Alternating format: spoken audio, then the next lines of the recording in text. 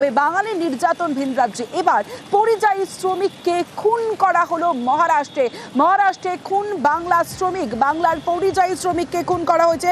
মহারাষ্ট্রের ভাসিতে बादुड़िया श्रमिक के खून चेष्टा। इस मुहूर्ते हमारे संगे विश्वनाथ सावंत रही। विश्वनाथ जी, क्या जानकारी मिल रही है अभी तक? इन्वेस्टिगेशन क्या है? इस मामले में वाशी पुलिस स्टेशन ने बहुत गंभीरता से दखल लेके एक आरोपी को पकड़ा हुआ है। पुलिस ऐसी जानकारी दे रही है कि वो जो आरोपी है उसका मयत के वाइफ के साथ कुछ संबंध थे, ऐसे बोल रहे हैं, लेकिन अभी तक जानकारी उसके तहकीकात शुरू है। फिलहाल पुलिस इस एंगल से भी तहकीकात कर रही है। वारदात ऐसी है कि 2 दिन पहले मॉर्निंग के टाइम पे उसकी बॉडी मिली थी क्रीक में, थाने क्रीक में उसकी बॉडी मिली थी। एक जगह पे उसके कपड़े थे और दूसरी जगह पे क्रीक में उसकी बॉडी फेंकी गई थी। टुकड़े उसके चॉप किए थे बॉडी को और फेंके गए थे। पुलिस ने बहुत तहकीकात करने के बाद पता चला कि उसके वाइफ को किसी ने फोन किया था और बताया था कि तुम्हारा पति वापस नहीं आएगा करके। उस एंगल से पुलिस ने तहकीकात शुरू करने के बाद जो नंबर से फोन आया था उसको अरेस्ट किया और पूछा तो भी पता चला कि उसी ही ने मयत को जो है मर्डर किया है और क्रीक में फेंक दिया। उसके बाद में पूरी वारदात सामने आ गई है। पुलिस अभी और कुछ अलग एंगल है क्या वो भी देख रही है। फिलहाल तो नवी मुंबई पुलिस ने इस मामले में बहुत गंभीर दखल लेके आगे की तहकीकात शुरू कर दी है। शुक्रिया जी।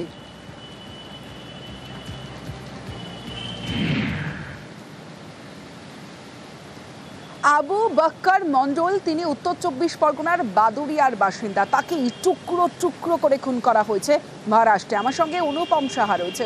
অনুপম, বাড়িতে এই আবু বক্কর মন্ডলের বাড়িতে কারা কারা আছেন? কতদিন আগে তিনি কাজে গিয়েছিলেন? পরিবার কি বলছে?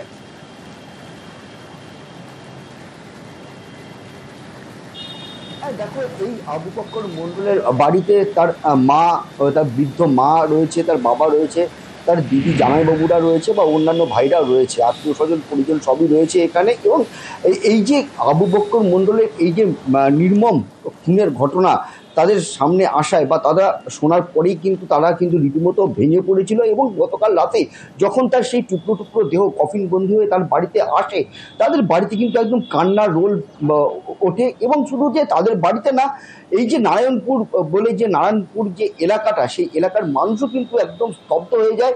তারা কিন্তু এক কথায় বলা যেতে পারে এলাকায় কিন্তু শোকের ছায়া নেমে আসে। এবং এই এলাকার মানুষের শুধুই না, তাদের পরিবারের তরফ থেকেও কিন্তু যে দাবি করা হচ্ছে যে এই আমাদের এই যে রাজ্য থেকে ভিন রাজ্যে যেসব পরিযায়ী শ্রমিকরা যে কাজে যাচ্ছে তাদেরকে কখনো তাদেরকে মারধর করা হচ্ছে, এমনকি উলঙ্গ করেও তাদেরকে মারধর করা হচ্ছে বলেও অভিযোগ আসছে। এমনকি এই যে আবু বক্কর মন্ডলকে খুনও পর্যন্ত করা হলো। এই যে নির্মম যে হত্যাকাণ্ড বা এই নির্মম যে অত্যাচার চলছে ভিন রাজ্যে আমাদের এই যে পরিযায়ী শ্রমিকদের ওপরে, এটা বন্ধ করা হোক। এবং সেই কারণে এই আবু বক্কর মন্ডলের পরিবার কিন্তু মুখ্যমন্ত্রীর কাছে কিন্তু বারবার আবেদন করছে যে মুখ্যমন্ত্রী এই ব্যাপারটাকে হস্তক্ষেপ করুন এবং এই যে পরিযায়ী শ্রমিকদেরকে তিনি রক্ষা করুন, যাতে তাদের ওপরে কোনো রকম আঁচ না আসে বা তারা যাতে সুস্থভাবে যাতে তারা ভিন রাজ্যে যাতে তারা কাজ করেছেন। নিহতের পরিবারের লোকজন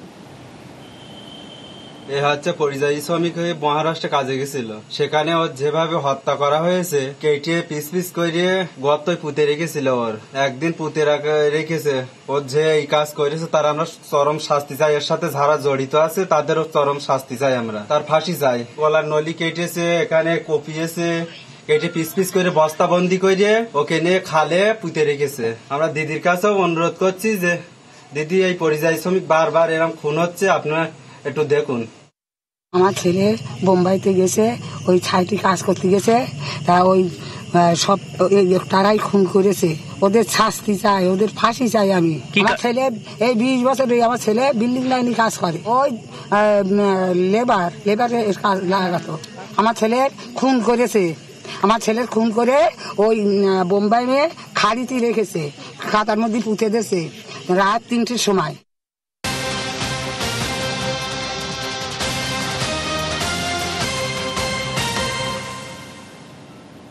মহারাষ্ট্র, সেখানে পরিযায়ী শ্রমিককে টুকরো টুকরো করে খুন। অন্যদিকে হরিয়ানায় বাংলা শ্রমিকদের হেনস্থা, সেখানে 100 শ্রমিককে আটকে রাখার অভিযোগ রয়েছে হরিয়ানায়। গোয়ালপুকুরের 100 শ্রমিক আটক সেখানে, যেমনটা আমরা এখনো পর্যন্ত জানতে পাচ্ছি। গোয়ালপুকুরের শ্রমিকরা, তাদেরকে আটকে রাখা হয়েছে হরিয়ানার পানিপাতে। গোয়ালপুকুরের পরিযায়ী শ্রমিকদের আটকে রাখার অভিযোগ।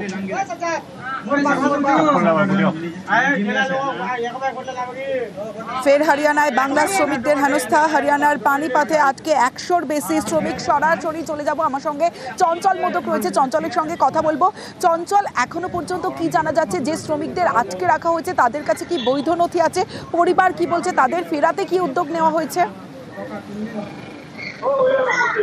দেখো, অবশ্যই তোমাকে জানিয়ে রাখি যে যেটা অভিযোগ উঠে আসছে যে 21শে জুলাই মঞ্চ থেকে বাংলা ভাষাকে নিয়ে যে কটূক্তি বা হেনস্থা করা হচ্ছিল শ্রমিকদের বাইরে, সেই নিয়ে কিন্তু মুখ্যমন্ত্রী যখন করা বার্তা দেয় অন্যান্য রাজ্যের মুখ্যমন্ত্রী বা অন্যান্য রাজ্যের প্রশাসনকে, তারপর থেকে দেখা গেছে যে বাংলার যে শ্রমিকরা, অর্থাৎ গোয়ালপুকুরের যে শ্রমিকরা, তারা কিন্তু বিভিন্ন যে ভিন রাজ্যের কাজে গেছিলেন। তারপরে দেখা গেছে যে হরিয়ানাতে থাকা এবং হরিয়ানার পানিপথে থাকা যে গোয়ালপুকুরে প্রায় 100 শ্রমিক, তাদেরকে আটকে রাখছে সেখানকার প্রশাসন, এমনটা কিন্তু অভিযোগ উঠছে। এবং ইতিমধ্যে একটি ভিডিও ভাইরাল হয়েছে এবং সেই ভিডিওতে দেখা গেছে একটি গাড়ির মধ্যে সেই শ্রমিকদেরকে অন্যত্র নিয়ে যাওয়া হচ্ছে। তবে কোথায় নিয়ে যাওয়া হচ্ছে তা কিন্তু এখনো পর্যন্ত স্পষ্ট জানা যায়নি। তবে ইতিমধ্যে কিন্তু ব্লক প্রশাসন এবং পুলিশ প্রশাসনের তরফ থেকে কিন্তু পদক্ষেপ নেওয়া শুরু হয়েছে এবং বাংলার যে শ্রমিকরা, যারা গোয়ালপুকুর শ্রমিকরা যারা পানিপথে রয়েছে, তাদের সাথে যোগাযোগ করা হচ্ছে এবং সেখানকার প্রশাসনের তরফ থেকে যোগাযোগ করা হচ্ছে যাতে শ্রমিকরা সুস্থভাবে তাদেরকে উদ্ধার করা হয় এবং উদ্ধার করার পরে তাদেরকে যাতে সুস্থভাবে গোয়ালপুকুরে নিয়ে আসা, সেই সমস্ত রকম ব্যবস্থা শুরু করছে ইতিমধ্যে প্রশাসন।